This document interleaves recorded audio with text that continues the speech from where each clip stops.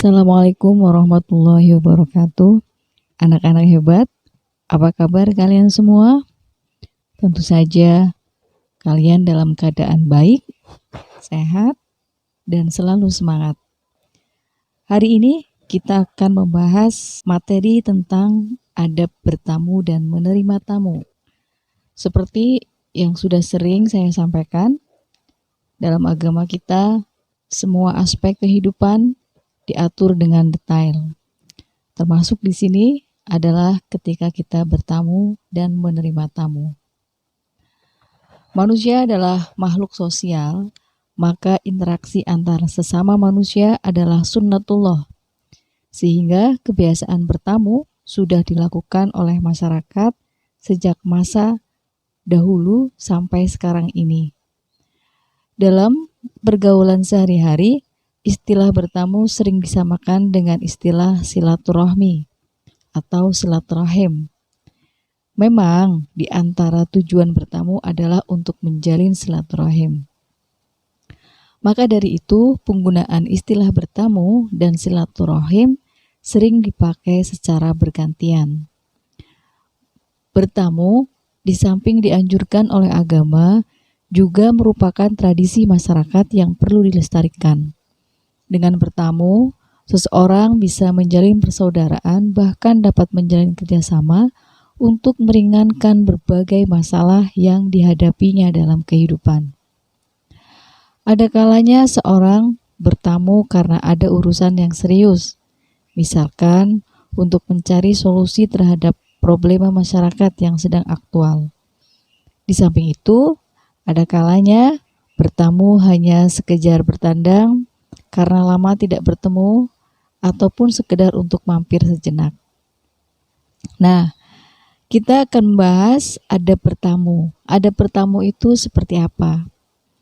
Dalam bertamu, tentu saja ada tata cara dan adabnya. Hal ini bertujuan untuk menjalin hubungan yang harmonis dan langgeng. Islam mengatur tata cara tersebut. Di antaranya, yang pertama, ketika kita akan bertamu, hendaklah memilih waktu yang tepat. Kita harus bisa melihat bertamu di waktu-waktu yang tepat. Gaklah kita bertamu di tengah malam ketika orang sedang beristirahat, atau jam sibuk, misalkan pagi. Pagi itu sekitar jam 5:30 menjelang orang-orang beraktivitas di kantor. Itu tentu saja masa-masa itu adalah masa yang sangat sibuk. Kita hendaknya mengerti gitu, tidak bertamu di sembarangan tempat. Atau ketika jam istirahat, kita tidak bertamu di jam istirahat karena semua orang juga akan butuh istirahat begitu.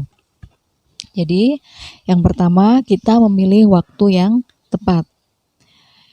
Atau kita janjian dulu ketika kita akan bertamu. Kalau kita akan bertamu di luar kota, misalkan ya, yang perjalanan misalkan dari Tegal ke Jawa Timur misalkan, diperkirakan sampai sana tengah malam. Hendaknya kita menghubungi orang yang akan kita datangi tersebut. Supaya apa? Supaya mereka bersiap-siap. Jadi kita tidak mengganggu jam istirahat mereka. Yang kedua, mengetuk pintu atau membunyikan bel atau mengucapkan salam.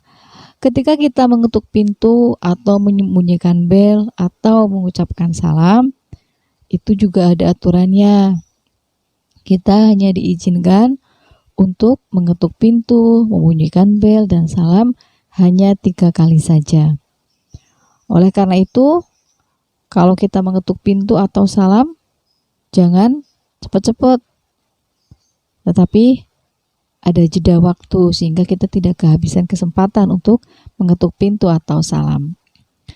Yang ketiga, tamu laki-laki dilarang masuk ke dalam rumah apabila tuan rumah hanya seorang wanita. Jadi kalau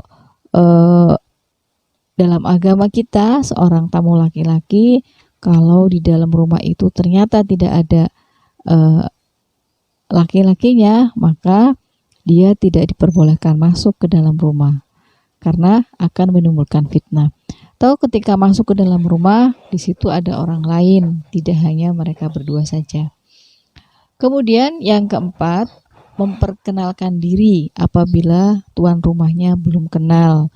Kalau kita bertamu pada orang yang belum kita kenal, maka langkah pertama yang kita lakukan setelah masuk ya, kita memperkenalkan diri. Ya nggak mungkin lah kita bertamu kemudian kita ngobrol ngalor ngidul, tapi ternyata kita tidak mengenal tuan rumahnya. Sebaliknya tuan rumah tidak mengenal kita. Apabila sudah dipersilahkan masuk, maka masuklah dengan sopan. Kemudian jangan duduk sebelum dipersilahkan duduk. Kemudian menempatkan tempat duduk yang ditunjukkan oleh tuan rumah dengan tenang dan sopan. Setelah duduk, kemudian kita mengutarakan maksud dan tujuan dengan bahasa yang baik dan santun. Kita datang ke rumah mereka dengan tujuan apa? Tentu saja disampaikan dengan bahasa yang baik dan santun. Apabila disuguhi makanan dan dipersilahkan, maka makanlah dengan sopan. Jangan memakan seperti orang yang lapar dan rakus. Dan ketika kita disuguhi makanan, kita memakannya, hendaklah kita memakan makanan yang paling dekat dengan kita. Jadi kita tidak melewati orang lain atau melewati mengambil makanan yang jauh. Hendaknya kita mengambil makanan yang paling dekat dengan kita.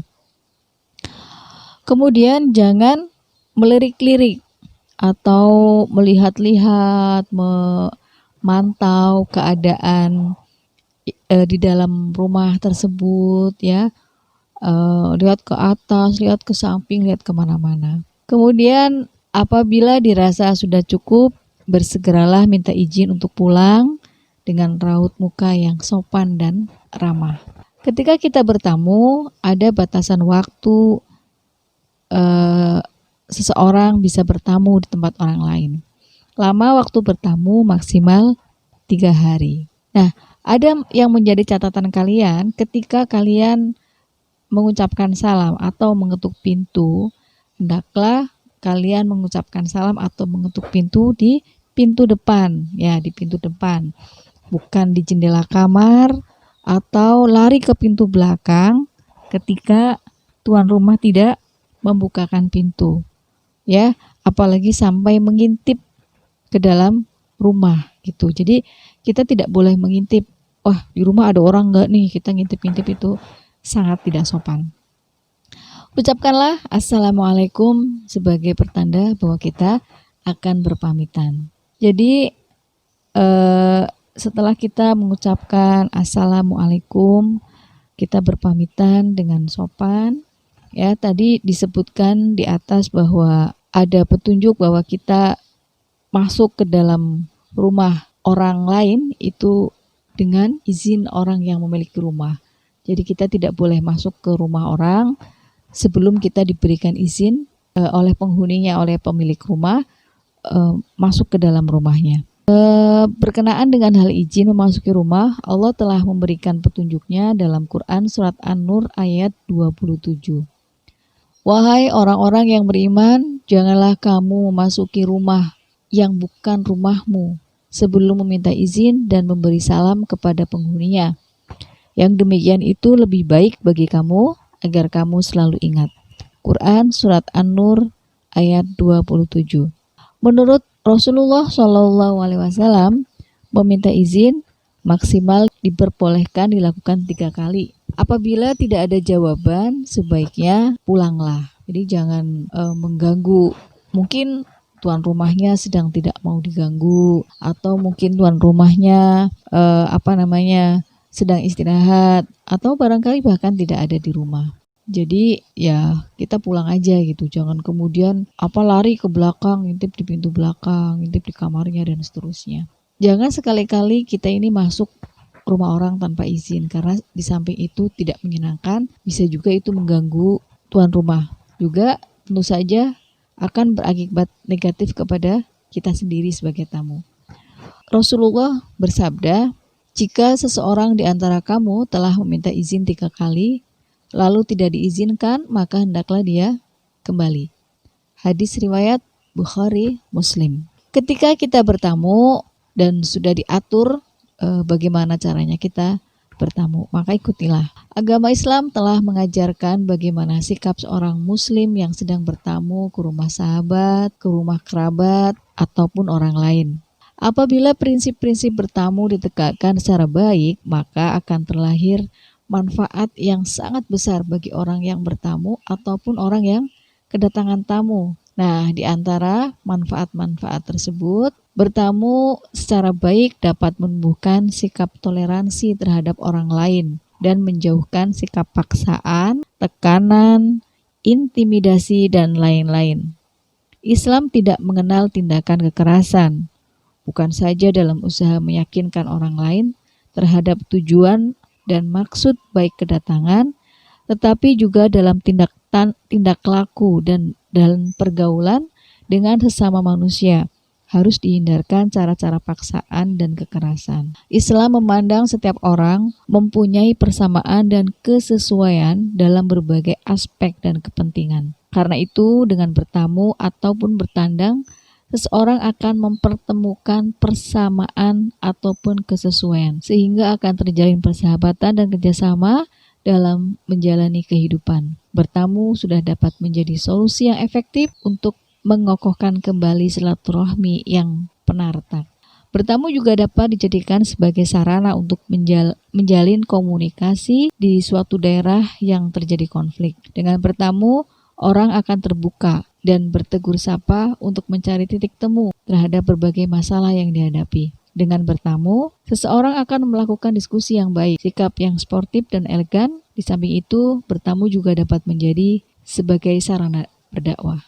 Apabila kita mengetahui manfaat bertamu, maka kebiasaan bertamu harus dibiasakan dalam kehidupan beragama, bermasyarakat, dan bernegara. Karena dengan bertamu akan terjalin ukhuwah yang kokoh. Dalam hal ini, bertamu tidak hanya menyangkut hubungan antar individu, tetapi juga bisa antar individu dengan masyarakat atau bahkan antar masyarakat. Nah, setelah kita mempelajari adab bertamu, selanjutnya kita akan membahas tentang adab menerima tamu. Untuk memberikan gambaran rinci tentang akhlak menerima tamu, berikut akan dijelaskan pengertian akhlak menerima tamu. Bentuk akhlak menerima tamu, nilai positif akhlak menerima tamu, dan membiasakan akhlak menerima tamu. Menurut Kamus Bahasa Indonesia, menerima tamu diartikan kedatangan orang yang bertamu, melawat, atau berkunjung. Secara istilah,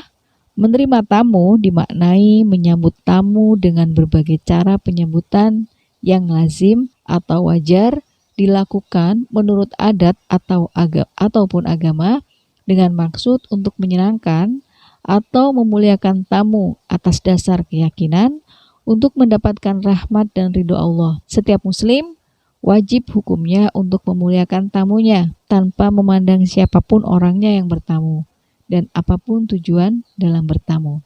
Dikisahkan ada seorang tamu yang datang ke Rasulullah. Orang itu adalah musuh. Namanya Adi bin Hatim. Setelah negerinya dikalahkan oleh pasukan Islam, ia melarikan diri ke Romawi. Kemudian ke negeri Syam. Dari Syam, ia ke Madinah dan berkunjung ke rumah Rasulullah.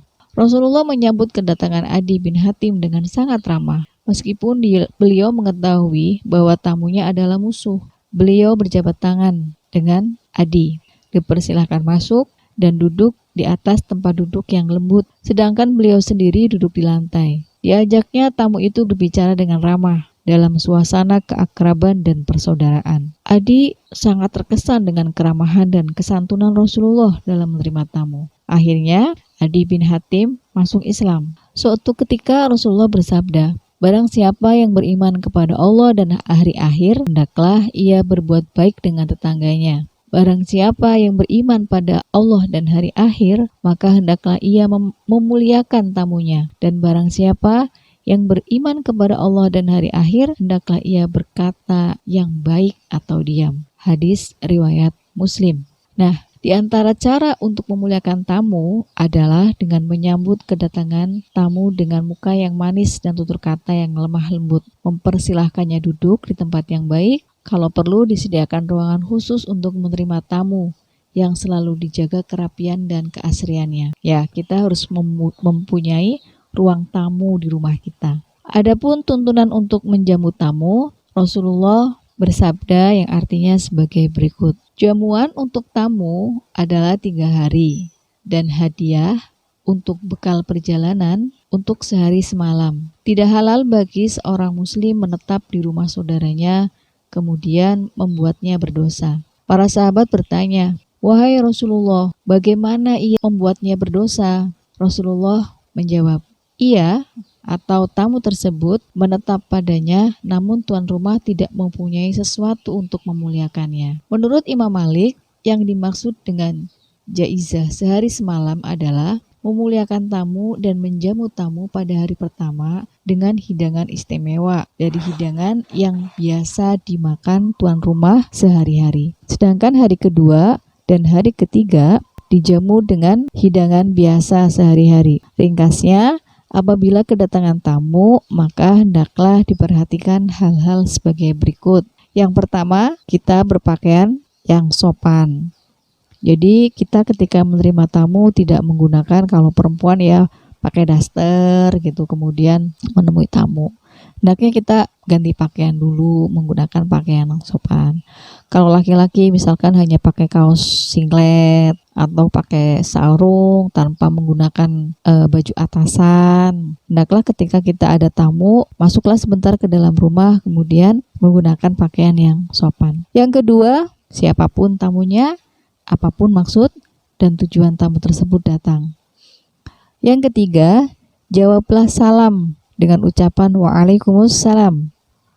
Terimalah tamu dengan sopan santun dan ramah tamah. Apabila tamunya memberi salam, kalau tamunya nggak memberi salam, apa yang akan kita jawab? Kemudian, tunjukkan wajah yang berseri-seri tanpa membedakan siapa tamu yang datang. Wanita yang sendirian di dalam rumah dilarang menerima tamu laki-laki. Kemudian, mempersilahkan masuk dan duduk. Selanjutnya, tamu disuguhi hidangan dan minuman yang kita miliki semampu kita.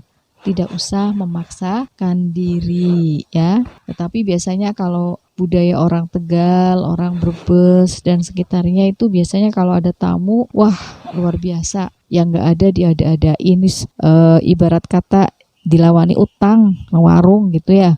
Biasanya kalau ada tamu kita mensuguhi apa aja gitu yang bisa menyenangkan tamu. Subhanallah. Apabila tamu tersebut ingin bertemu dengan orang tua kita, maka segeralah beritahu orang tua kita. Tapi sebelumnya kita juga menanyakan dahulu, Anda siapa, tujuannya dari mana, kemudian tujuan datangnya apa, kemudian baru kita matur ke orang tua kita. Siapa tahu ada sesuatu yang kita tidak tahu ya. Kemudian ajaklah bicara dengan penuh kehangatan dan keakraban. Jawab salam apabila tamu mengucapkan salam untuk pamit pulang. Dan yang terakhir, antar tamu sampai ke depan rumah atau halaman ketika mereka akan pulang. Nah, anak-anak semua, agar dapat menyambut tamu dengan sukacita, maka tuan rumah harus memiliki pikiran positif atau harus husnudzon kepada tamunya. Jangan sampai kehadiran tamu disertai dengan munculnya pikiran negatif dari tuan rumah. Sebagai tuan rumah harus sabar dalam menyambut tamu yang datang